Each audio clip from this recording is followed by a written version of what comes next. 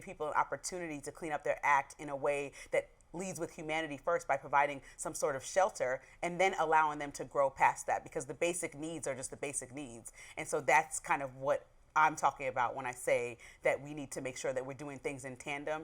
And I think starting with housing would probably be more effective than just throwing everybody into, an institution where they can possibly get care and it could possibly not be effective.